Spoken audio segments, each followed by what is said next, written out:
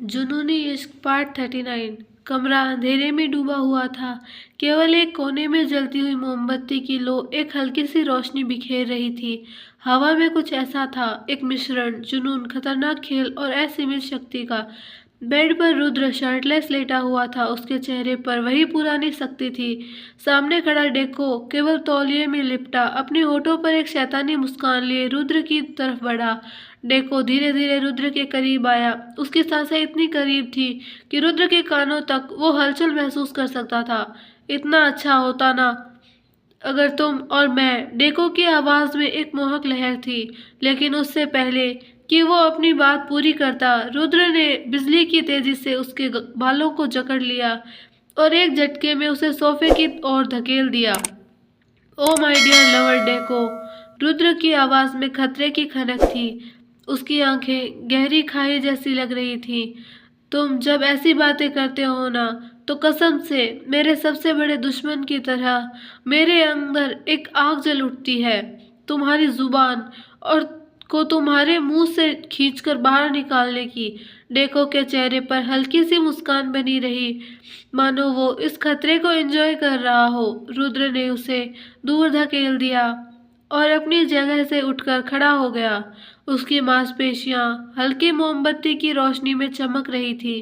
Deco ने अपनी गर्दन घुमाई और एकदम पागलपन भरी हंसी के साथ रुद्र की ओर झपट पड़ा।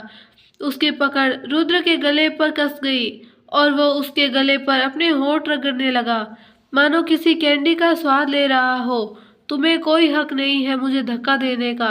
डेको की आवाज में पागलपन था, लेकिन रुद्र कोई साधारण शिकार नहीं था। वह एक झटके में अपने उसने डेको को पकड़कर हवा में उठा लिया। डेको के पैरों ने हवा में झटपटाना शुरू कर दिया। बहुत हुआ ड्रामा डेको।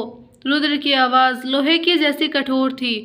अब ये सब छोड़ो और मुझे बताओ, वो बोतल और आरव की बहन कहाँ है? डेको ने रुद्र की पकड़ से खुद को छुड़ाने की कोशिश की, लेकिन रुद्र की पकड़ लोहे की जंजीर जैसी थी। उसकी सांसें तेज हो रही थीं और उसकी आंखों में खौफ झलकने लगा था। रुद्र, तुम ऐसा कुछ नहीं, मेरे साथ ऐसा नहीं कर सकते। वो लड़की, वो तुम्हें कभी नहीं मिलेगी। रुद्र ने अपनी पकड़ और कस दी, जिससे डेको के चेहरे पर दर्द की लकीरें खिंच गई। डेको, मैं तुम्हारी जुबान खींचकर तुम्हारी जान खत्म करने से पहले तुम्हें आखिरी मौका दे रहा हूँ। बोलो, बोतल और लड़की कहाँ है? डेको की आंखें लाल हो चुकी थी और उसने टूटे हुए शब्दों में कहा, रूस, पिट्सबर्ग अंडरग्राउंड वॉल्ट में। रुद्र ने डेको को छोड़ दिया और वो जमीन पर गिर पड़ा, हाँफते हुए अपनी गर्दन को रगड़ने लगा। शुक्र है तुमने अपनी जान बचा ली। लेकिन डेको, रुद्र नीचे झुका और उसकी आंखों में झांकते हुए कहा, अगर तुमने मुझसे कुछ भी छुपाया तो अगली बार तुम्हारी जुबान तुम्हारे मुंह से निकालकर तुम्हें खिलाऊंगा। रुद्र सीधा होकर खड़ा हुआ और बालकनी की ओर बढ़ गया। बाहर हल्की बारिश हो रही थी। उसकी पीठ पर पड़ी पानी की बूंदें उसकी चमकती हुई मांसपेशियों पर फिसलने लगी। डेको ने अपनी गर्दन पकड़ते हुए धीरे से हंसते हुए कहा, रुद्र, तुम अभी भी वही जानवर हो जिसे मैंने पहली बार देखा था। रुद्र ने बिना पीछे मुड़े जवाब दिया, और तुम अभी भी वही सड़ा हुआ कीड़ा हो डेको। कमरे में फिर से अंधेरा छा गया, लेकिन खेल अभी खत्म नहीं हुआ था। रूस का सफर रुद्र और अद्विका के लिए एक नई चुनौती बनने वाला था। अंधेरा घना था, लेकिन रुद्र की लाल आंखें उसमें भी जल रही थी। विशाल वॉल्ट के पीछे एक गुप्त दरवाजा था, जहां से ठंडी हवा बह रही थी। रुद्र ने दरवाजे को धक्का दिया और अंदर घुसते ही ठिठक गया। सामने डेको खड़ा था और उसके पीछे उसके पिशाच, कुल 5। हर एक की आंखें गहरी काली और शरीर मौत के साए जैसा ठंडा था। ये कोई साधारण पिशाच नहीं थे। डेको ने उन्हें अपने खून से पोषित किया था और वे सब अजय थे। तो मेरे प्यारे रुद्र, डेको ने एक ठंडी मुस्कान के साथ कहा, क्या तुमने सच में सोचा था कि मैं तुम्हें यहाँ बिना किसी स्वागत के आने दूंगा? मुझे उम्मीद थी कि तुम कुछ चाल जरूर चलोगे। लेकिन रुद्र ने अपने हाथों को की उंगलियों को चटकाया। मुझे तुम्हारे गंदे पालतुओं से कोई खास फर्क नहीं पड़ता। डेको की आंखों में एक चमक आई उसने एक इशारा किया। अगले ही पल उसके 5 पिशाच रुद्र की ओर झपटे। रक्त और अंधकार का युद्ध। पहले पिशाच ने रुद्र की गर्दन पर झपटने की कोशिश की, लेकिन रुद्र उससे भी तेज था। उसने झुककर उसका हमला टाल दिया और अपने नुकीले पंजों से उसका सीना चीर दिया। खून की मोटी धार जमीन पर टपकने लगी। दूसरा पिशाच रुद्र की पीठ पर चढ़ने की कोशिश कर रहा था, लेकिन रुद्र ने पीछे झटके से उसे दीवार दे मारा। उसकी हड्डियां चटकने की आवाज आई, लेकिन वो अभी मरा नहीं था। डेको अपनी जगह से हिला नहीं, बस मजे में देख रहा था। लेकिन यह लड़ाई इतनी आसान नहीं होगी। अचानक 2 पिशाच रुद्र पर एक साथ टूट पड़े। उनमें से एक ने उसके कंधे में अपने दांत गड़ा दिए और रुद्र की आंखों में गहरा गुस्सा उभरा। तुमने मेरी त्वचा छूने की हिम्मत कैसे की? गर्म खून टपक रहा था, लेकिन रुद्र को दर्द से कोई फर्क नहीं पड़ रहा था। उसने अपने पंजे निकाले और सीधे उस पिशाच का सर धड़ से अलग कर दिया। अब बचे थे सिर्फ 3, डेको और 2 उसके पिशाच। डेको आगे बढ़ा। उसकी आंखों में पागलपन था। अब मैं तुम्हें दिखाता हूँ असली अंधकार क्या होता है। उसके शरीर से काले धुएं जैसी ऊर्जा निकलने लगी। वो अचानक हवा में गायब हुआ और अगले ही पल रुद्र के ठीक सामने प्रकट हुआ। रुद्र ने वार किया, लेकिन डेको और भी तेज था। उसने रुद्र की कलाई पकड़कर उसे पीछे धकेल दिया, फिर अपनी पूरी ताकत के साथ उसके सीने में घुसा मारा।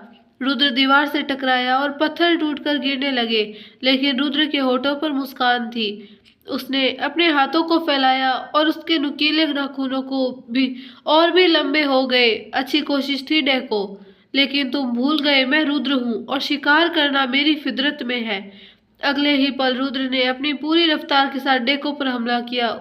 उनके वारों से पूरी तरह जगह हिलने लगी। रुद्र की उंगलियां डेको की चमड़ी में धंस गई और उसने एक जोरदार झटका देकर उसे हवा में उछाल दिया। डेको संभलने की कोशिश कर रहा था, लेकिन रुद्र ने उसे पकड़ लिया और एक झटके में उसके सीने में अपना हाथ घुसा दिया। अंतिम वार। डेको की आंखें फटी रह गई, खून टपकने लगा। तुम्हें नहीं, उसने कमजोर आवाज में कहा। अलविदा डेको। रुद्र ने एक झटके में उसका दिल बाहर निकाल दिया। डेको का शरीर जमीन पर गिर गया और फिर उसके पिशाच तड़पने लगे बिना अपने मालिक के। वे कमजोर हो गए थे। रुद्र ने अपने खून से लथपथ हाथ को देखा और उसकी आंखें धीरे धीरे सामान्य लाल रंग में लौटी। छोटे से कमरे में घुटनों के बल बैठी लड़की का पूरा शरीर कांप रहा था। उसकी आंखों से लगातार आंसू बह रहे थे और उसके कमजोर हाथों में जंजीरों के निशान साफ दिखाई दे रहे थे। इस अंधेरे हीलन भरे कमरे में सिर्फ उसकी सिसकियां ही आवाज गूंज रही थी। अचानक ठक, लोहे का दरवाजा जोर से खुला। ठंडी हवा के झोंके के साथ एक लंबी छाया अंदर आई। लड़की ने डर से खुद को सिकोड़ा। उसकी सांसें तेज हो गई और उसने अपनी पतली बाहों को अपने चारों ओर लपेट लिया, मानो खुद को किसी और भयानक चीज से बचाने की कोशिश कर रही हो। दरवाजे पर खड़ा आदमी स्थिर था। उसकी लाल आंखें अंधेरे में चमक रही थी। उसकी काली शर्ट पर ताजा खून के छींटे थे। उसके चेहरे पर किसी भी तरह की दया या संवेदना नहीं थी, बस एक ठंडा अडिग भाव। वो आगे बढ़ा।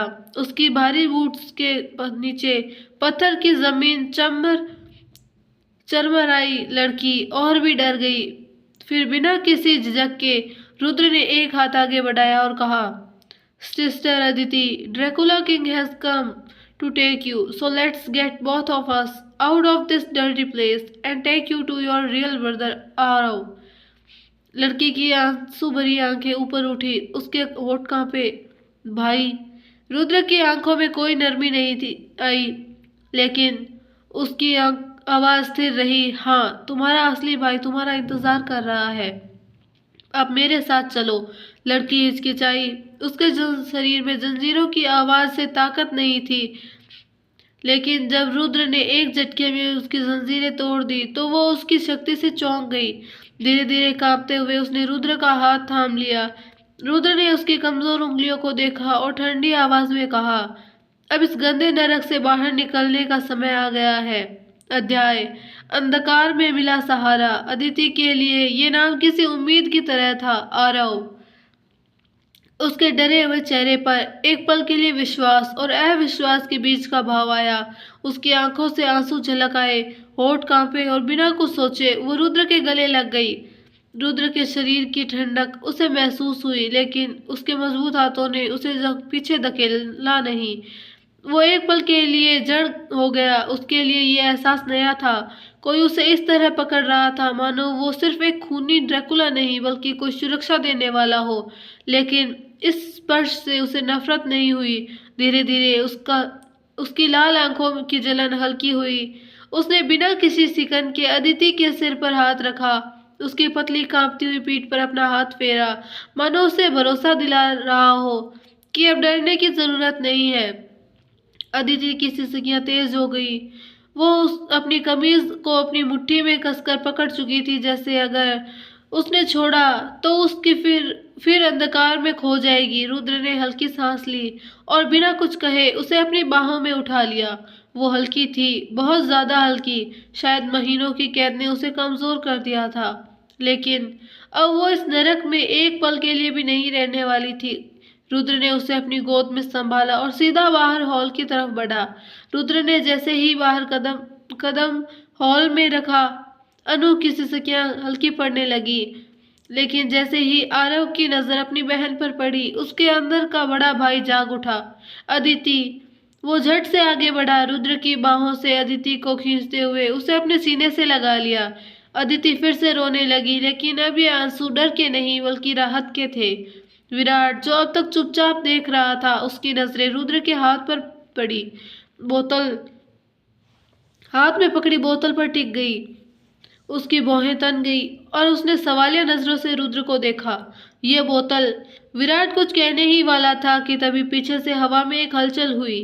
तेज काली छाया रुद्र की तरफ बढ़ी। देखो, वो पिशाच रुद्र पीछे से रुद्र पर हमला करने ही वाला था, लेकिन रुद्र ने बिना पलटे अपनी बिजली सी तेज गति से उसे गर्दन से पकड़ लिया। सपनों में भी मत सोचना कि तुम मुझे पीछे से मार सकते हो, डेको। रुद्र की लाल आंखें जल उठी।